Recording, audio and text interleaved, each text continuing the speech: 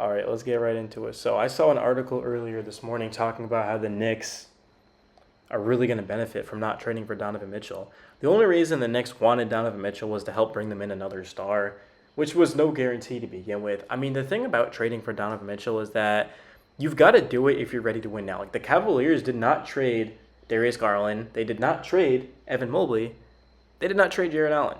Yeah, they got Donovan Mitchell, gave up a ton for him, but they legit have a championship team. The Cavaliers were the one seed for a while last season, and they actually lost in the play-in to the Nets, I want to say, but still. I mean, they have a talented team. I mean, the Knicks are talented, but the Knicks are not a championship contender. Even with Donovan Mitchell on the Knicks right now, like, what's to say we got him for free?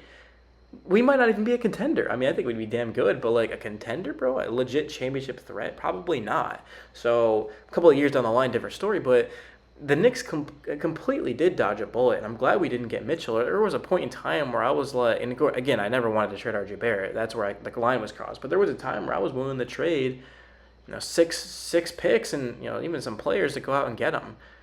But obviously, we didn't do that, and now we're going into the start of the season with all our assets, all our young players. It's going to come down to Coach Tibb and his trust in these young guys. I mean, not a good start for Coach Tibb. I mean, obviously we traded our first round pick because he didn't want to develop guys. He wanted to win now. He wanted money to go get Brunson. Obviously, a guy like Miles McBride and a guy like Jericho Sims will not be in the rotation. So I am not a Coach Thibodeau fan. If you guys have been watching my channel for months now, you would know that I'm not. But I now am a Julius Randle fan. And the reason why I'm a Julius Randle fan is because, and this might not be the best reasoning, but it's the truth. Julius Randle this entire offseason has looked ripped. He's been active on social media. He's been letting Knicks fans know that I got you. Like, don't worry about it. I know last season was rough, but I got you. Like, Randle's just embracing the city, the culture. Like, Randle's the type of guy we need. And, like, again, I can't stress it enough of, I mean, Randle, it's not like he really holds the ball. Like, RJ actually statistically holds the ball longer than Randle per touch. And also, Coach Tibb he can't run an offense. Like, Coach Thibodeau has never been able to run a successful offense, as Randle ironically hits a corner three ball. And I'm the one controlling the Knicks right there, of course. But, well, that was my old hair. I have braids now. But it just goes to show, guys, like, the Knicks are going to shock everyone. The Knicks are going to shock everyone. They're going to be a playoff team. It's laughable if you don't have the Knicks making the playoffs. I mean, last season they were competitive with Alec Burks playing point guard and Kemba, and I'm looking at a guy like Derrick Rose. I mean, they weren't healthy, and like the Knicks were a top 10 defensive team last season. So you're telling me a top 10 defense now with a damn good point guard in Jalen Brunson, a guy that dominated the playoffs, a guy that had a career year, a guy that got paid for a reason. I mean, you could tell me all day that Brunson is not worth that money. Well, I mean, I'm looking at guys like, Ben Simmons and guys like D'Angelo Russell that are making that type of money. I mean, Kyrie Irving obviously is on a different level than Jalen Brunson, but Kyrie Irving isn't usually available and also has leadership concerns. I mean, Jalen Brunson's the type of guy where it's like you can hand him the ball down the stretch and he can make a big play, or a guy that really can embrace the city. And yeah, sure, Brunson came here because he got paid, but I mean, he had every right really to get that type of contract, dude. He played very, very well for the Dallas Mavericks, and his numbers actually went up without Luka on the court. So there should be no concerns about him not having Luka. If anything, he's even going to be more unlocked because he was playing with the most ball dominant player in basketball, and Luka Doncic. I love me some Luka, but I mean, not everyone can play with Luka. Brunson could play with Luka, he could play without him. So the versatility is clearly there, but there is something that I actually do want to talk about, and this is a video I've been wanting to make for like 5 or 6 days now and just never got to it, but here we are, and it's going to be ranking the top 13 players on the Knicks roster, starting off with the least, so Cam Reddish.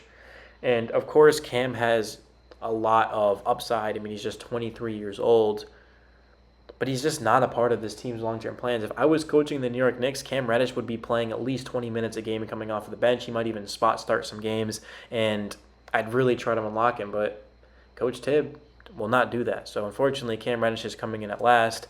Number 12 is another young player for the Knicks who deserves a chance but will never get one, and unless there's significant injuries like last season. That's Miles McBride. I mean, he played 372 minutes last season for the Knicks, and he did not shoot well, to say the least, but defensively, he's a stud. And when he was on the court, it just seemed like we were a better team. I mean, obviously, he's not a starter. Like, he's a second or a third string, but I do think like I'd rather give the min. And Knicks fans are going to disagree with me on this, but if you agree, let me know. I'd rather give the minutes to McBride than Rose because what's the upside with Derrick Rose? Like, sure, we're more likely to make the playoffs with Derrick Rose and McBride, but at the same time, like, there's way more upside to McBride. Like, what if we really find something from this guy? But like, we know who Rose is at this point. He's like 34 years old. So again, if the Knicks had Donovan Mitchell on their roster right now, like D Rose would be huge, but we don't have Donovan Mitchell, and we're a team. We're like a borderline playoff team. Like I do think the Knicks will make the playoffs, but as a 6-8 seed, like we're not gonna. We have no top 5, 4 upside. I mean, unless Randall's the 20, the guy that went second team All NBA, and RJ becomes an All Star, and Mitchell Robinson takes off, and everyone's just popping off, and the Knicks like there's just really no upside to D Rose at all. And even if that did happen, I think we should prioritize the youth. Like, would you guys rather completely develop our team and see what it has, or would you rather make the 7th seed and get knocked out in 6 games to a team like the Boston? Like, it's just there's no upside to Derrick Rose at all. And again, it's my opinion, but I know a lot of Knicks fans do agree with me. Maybe not the Rose over or the McBride over the Rose take, but a lot of Knicks fans are fully kind of bought into our young talent. Again, that we drafted. Like, we drafted Miles McBride. Can we play him? We can't? Oh, thanks, Coach Tibb. You're great. Coming in at number 11, Jericho Sims. This is another young player who has all the upside in the world due to his athleticism and how good he is in the interior. But it's just we brought in Hartenstein, Mitchell Robinson. There's no really opportunity for Jericho Sims here. So unfortunately, and number 10, Derrick Rose. He's going to be 34 before next season begins. I mean, Rose. Recently, he's averaged 12 points on 45% from the field, 40 from 3, 97 from the free throw line, 4 assists. Last season, Rose was great, bro. Don't get me wrong, but just with the age and injury concerns, like, we can't rely on Derrick Rose, bro. Even if we really were trying to win a championship, I mean, you really just can't rely on Derrick Rose is the thing. Number 9, one of the more underrated players on the Knicks, might be the most underrated, is Evan Fournier. I mean, 3 3-pointers per game on 39% from the field is pretty incredible, but at the same time, I mean, Fournier is just not a good defender, to say the least. So, yeah, he can't play make either. So, is he underrated? I mean, Fournier is underrated, but, like, he really isn't. I mean, Fournier just does one thing and shoot the 3 ball. One of the best shooters probably the Knicks have had in a very long time. I don't know about ever, but, like, he's not Steve Novak or something like that, but like I do like Fournier, but again, there's just no upside to him at all. That's just the simple truth, dude. Fournier would be great on a different type of team, but just the Knicks, I mean, he's just taking away minutes from a guy like Quentin Grimes. So coming in at 8 is do you guys think Quickly or Toppin's better? I think Obi might be better because Obi doesn't need the ball. I mean, like, we'll say number 8 is Emmanuel Quickly. I mean, he has not shot over 40% from 3 in either of his first 2 NBA seasons. But I do feel like this year he will. Like, I think Quickly will be right at 40%. He's going to have a huge year. Obviously, coming off the bench, so he's facing second. He's been doing that his whole career. But there's a lot of upside to Emmanuel Quickly. And he definitely brings a spark to our team. Like, once he actually took over as the starting point guard, we just looked much better, and he had some huge games. Quickly's improving.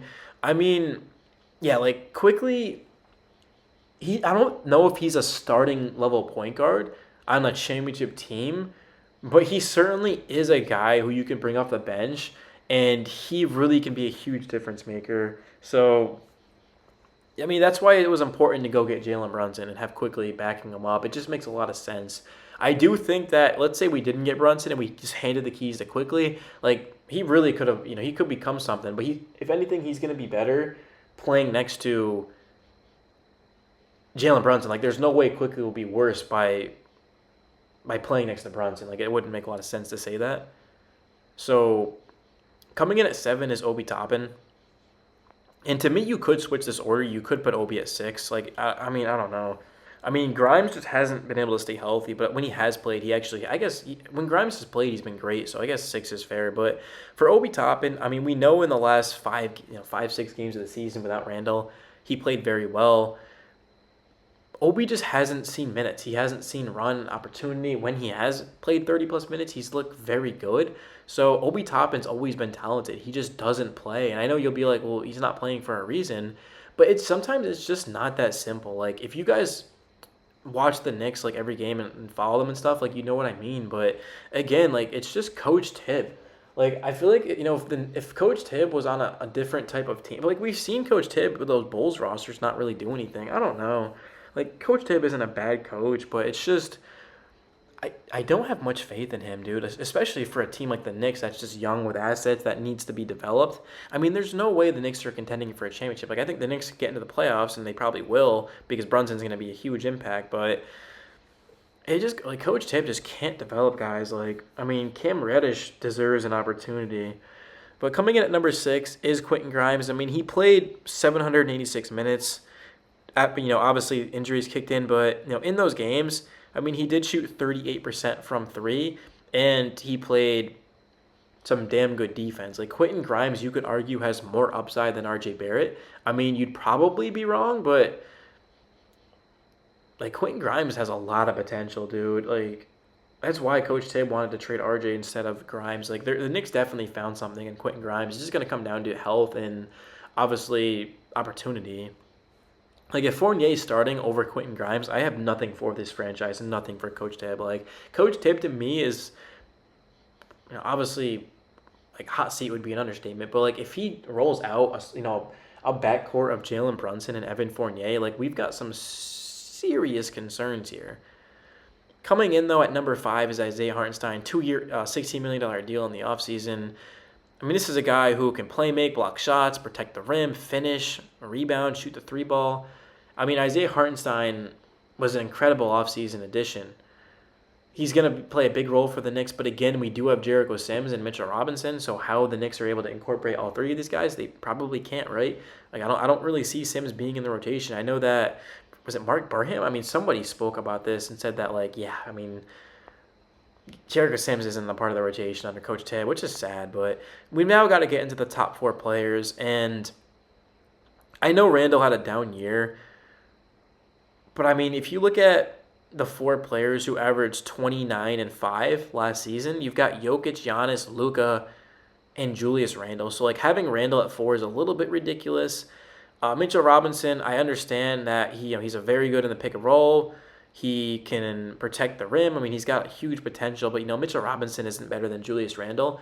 Like even Randle last season and how poorly he played, it was still productive. I mean, Randle will be good this year. I cannot believe I'm saying this. Like I was so down in Randle at one point, like several points this offseason, but like I'm fully bought in Randle. And it's not even about like originally it was more so about like let's just let him go out there and shape and sell him high. It's like I legit think that, and obviously I have concerns with Randle and Obi's ability to play together. Like I don't think they can play together, but like at the very minimum, I mean, Julius Randle could legit put up some big numbers next to Brunson and RJ, and I think he's going to change his game. Like, I really think Randle is going to change his game, dude. And he's not like, I mean, he is ball dominant. Like, I don't think Randle could really make an impact without the ball in his hands. But that's why it's important to have other guys around Randle that truly can play without the ball. And Brunson's one of them. I mean, he played with Luka for crying out loud. RJ Barrett obviously could play without the ball. And I'm sorry for yawning, guys. 11:17 p.m. Late ass video, but coming in at number 4 for me is Robinson. Number 3 to me is going to be, I'll go Julius Randle. I do think Brunson's better than Randle. He's just significantly more efficient and can play without the ball. I mean, 16.3 points, 4.8 assists last season. I mean, 50, 37, 84 shooting slash. He posted his lowest ever turnover percentage, 10.1 per Basketball Reference. I mean, Jalen Brunson, it's crazy. Like, I remember at one point I was making a video talking about, like, why are we getting Jalen Brunson? We've got Quickly. Like, what are we doing here? It's just such a Knicks thing to do. Give this guy $100 million. But then I started actually, like, doing research, and I was like, oh, my God, like, this is incredible. Like, Jalen Brunson is that dude. He's not a superstar, maybe not even an all-star, but, having a point guard that can do what Brunson can is just, it's not common at all. And like I said, he's around that same pay range as Ben Simmons, Kyrie, and D'Angelo Russell. So, and you guys might think that all 3 of them are better, and that's fine. But, like, I mean, Jalen Brunson he's a damn good player, and he's a huge upgrade from. I'd rather pay Brunson than I would pay, Burks and all these guys, these veterans and stuff like that. So Kemba Walker, but in coming in at number one, and ever since I've had this Knicks channel, I've been saying this. I mean, the best player on our roster is RJ Barrett. I understand he's got the efficiency concerns. He's a volume shooter, but this is a player that's putting up 20 points per game. I mean, he's defending guards, he's defending wings. He was asked to play make as well because, again, the Knicks didn't have a point guard. I mean, the Knicks are just significantly worse with RJ Barrett off of the floor, and that's just the bottom line. That's the bottom line, bro. Is like RJ Barrett has so much potential. I don't know if he'll ever be like a superstar like Zion and Ja, who were drafted before him, but I do think RJ Barrett will be an all-star this season. And if the Knicks can get a player next to RJ, like let's say, let me give you a random example. I usually go to this example, and it might not be the greatest, but like just bear with me here.